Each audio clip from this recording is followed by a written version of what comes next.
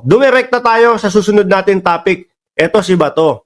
Kung naaalala nyo po, mga boss, no? Kung naaalala nyo po, mga kababayan, doon sa hearing nung Mary Ann Maslog, nandun, at umattend si si Bato de la Rosa. Alam nyo, hearing po yun ng Guo Hopping, mga kababayan Hearing po ng Alice Go na hindi natin laging nakikita si General Bato Senator Bato de la Rosa sa mga hearing ng mga Guo Hopping na usapin Pero, dito, present siya. At makikita natin, doon po sa mga hindi nakapanood, agresibo si Tobats dito. Kada magsasalita yung Mary Ann Maslog, kailangan nandoon din siya. Magsasalita din siya. Eto po, mga kababayan, ang sagot din po ng Pangulo. Bakit kailangan sumagot ang Pangulo? Kasi mga bossing, merong sinasabi si Bato de la Rosa na si Maslog daw po, Mary Ann Maslog, padala ng Malacanang upang pumunta doon sa selda ni Guo Hopping. Na hanggang ngayon po hindi pa din po umaamin na siya ay si Guo Hopping. Matibay si Alice Go, na ang layunin is papirmahin si Guo Hopping o si Alice Guo. Tapos idadawit daw si Bato, si Bungo, si Karamat, si De La Rosa at si dating Pangulong Duterte. Ayun daw. Ayon naman po yun mismo kay Bato de la Rosa. Kumbaga parang siya mismo nagsabi ng mga pangalan Doon sa hearing po, walang nababanggit na mga pangalan Anyway, masyado na pong mahaba ang tawag dito. Ang intro ko dito sa susunod na topic, pakinggan nyo po si Bato. Informasyon. Ayun.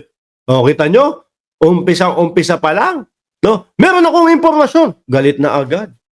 Ito po yung hearing na sasagot ang ating Pangulo kasi idinawit ni Bato de la Rosa ang Malacanang. Game, Bato! Meron akong informasyon.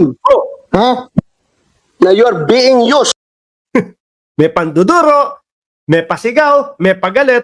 Ano ba? Laging ganito si Bato de la Rosa kapag hindi panig sa kanya. Hindi ba pwedeng kumalma si Bato? Game na nga, walang stop. Okay, Bato? Meron akong informasyon. Na you are being used para papirmahin si Alice Go ng affidavit. Affidavit na magsuturo na si President Duterte, si Senator Bongo, si Senator Bato, si General General Karamat ay nasa likod ng pugo. Siya na po mismo ang nagpangalan, mga kababayan. Doon sa hearing, sa buong hearing, hindi po nabanggit yan. No? Pero kay Bato de la Rosa, ang nagtataka ko, ba't alam ni Bato yung impormasyon doon? No? Kay Maslog. Pero sa nakikita ko, walang kaalam-alam si Bato de la Rosa about tungkol dito sa Guo Hopping kasi bihira akong makita o hindi ko nakikita siyang uma-attend dyan sa hearing ni Alice Go yan galit na galit. May dagdag pa dito. Malacanang. Merong tao from Malacanang nag-uutos sa'yo. Meron akong information. I can pin you down, my God.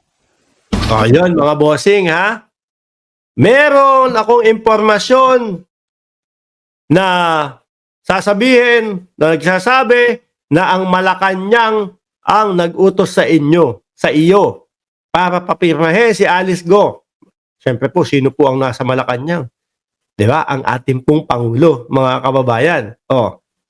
Pwedeng sabihin ng mga nandoon sa mga ilalim, pero ang pinpoint po dyan, mga kababayan, pag sinabing Malacanang, presidente. No? Merong galing sa Malacanang na nag-uutos sa iyo para papirmahin si Alice Go, etc., etc. Pag nabanggit na Malacanang, ibig sabihin nun, presidente na yun, mga kababayan.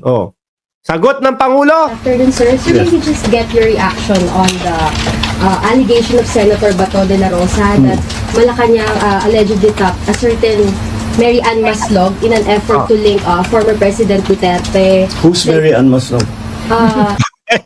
Ayun, mga kababayan, makikita nyo naman po ang reaksyon ng ating Pangulo. Talagang hindi niya kilala si Maslog. Kung makikita nyo po, mapapansin nyo naman po sa reaksyon kung nagsisinungaling Ako, pag tinanong nyo ako, di ba? Pag tinanong nyo ako, kilala mo ba si Bato de la Rosa? Pagka ako nagsinungaling, sabi, sinong Bato de la Rosa? Mahahalata nyo eh. Sa Pangulo, sagot agad, sinong Mary Ann Maslog? Get your reaction on the allegation of Senator Bato de la Rosa that Malacanang allegedly tapped a certain Mary Ann Maslog in an effort to link former President Duterte. Who's Mary Ann Maslog? Allegedly, she was tapped by Malacanang to link former PRRD Senator Bongo and Police Major General Carama to Pogo-related crimes. No, I don't know anything about that. I don't know who this person is. Alam nyo. Hindi kilala. Diyos ko po. Kayo binibintang nyo pa. Alam nyo mga bossing, ang naisip ko dito sa style po ni Bato de la Rosa, inuunahan niya na para kung sakali na yun ang sabihin ni Mary Ann Maslog o nung kusino man, at least, tingnan nyo, nabasa ko na idadawit kami niyan. Walang alam ang Pangulo.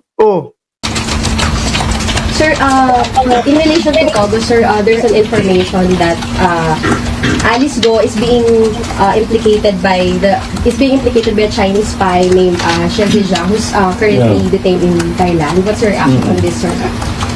Well, as this process has been going on, more and more people are coming out of the woodwork to help us in our investigations, and this is just, I think, another one of those. This is just a natural evolution of the hearings that are being conducted in the House, and I suppose the case build-up, because cases will be filed, have been filed, and will be filed against them. So it's just a natural process, and we're of course. Kasi mga bossing, alam nyo kung bakit lalong iniisip ng taong bayan itong guilty ni Bato de la Rosa?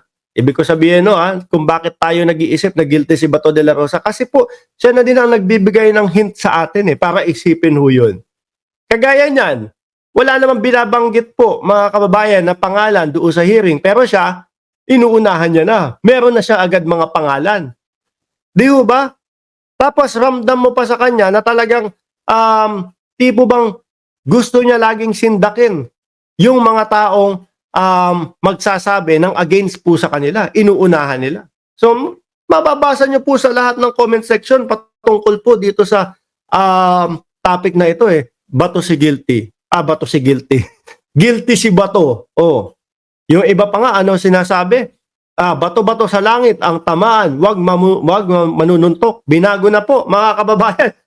No? Dati, bato-bato sa langit ang tamaan, wag magagalit. Si Bato po kasi, manununtok daw, susuntokin daw po si Kerwin Espinosa. Bato-bato sa langit ang tamaan, wag manununtok daw po, mga boss. Tuloy natin yung Pangulo. This helps the effort. If people are willing to testify or are willing to provide information that will lead us to the truth, and that is what we're after. Sir, ano na lang po yung recent efforts natin to address espionage, sir, sa Philippines? Well, maybe we shouldn't talk about what we are doing to address espionage. That would be counterproductive. Ayan po mga kababayan, alam nyo po, Quadcom, yung mga hearing po sa Senado, except po yung hearing ni Bato de la Rosa, yung kay Bato de la Rosa, alam naman po natin, ang pakay lang nun No? Ito pong mga hearing po nila, Senadora Risa Ontiveros, patungkol po dyan, yung tinatalakay yung Pogo, talagang sakit po para sa ating bansang minamahal yon mga bossing, yung Pogo. Tingnan nyo naman po ang nangyari. Napakalalim na investigasyon at ang dami pong nahuhukay na problema. Tapos ito pong sa Quadcom, malaki po ang itutulong niyan sa ating bansa, mga kababayan, para magamot po ang sakit ng ating bansa, mga bossing.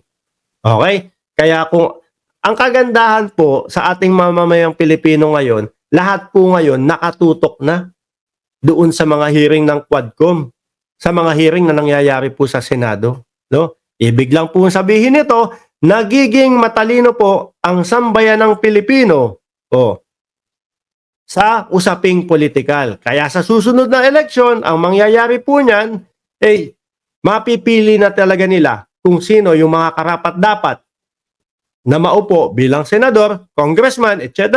Susunod na eleksyon, 2028, Pangulo, Vice-Pangulo, mas magiging matalino na ang sambayan ng Pilipino. Ayan. O anyway, mga bossing, 41 minuto.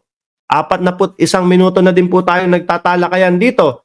Pagpasensyahan nyo na po kung bakit hindi tayo nakapag-shoutout. O tingnan nyo, 10 minutes ang natipid ko nang walang shoutout. Ngayon lang naman yan. Kasi sa susunod, meron na ulit tayong shoutout. Okay?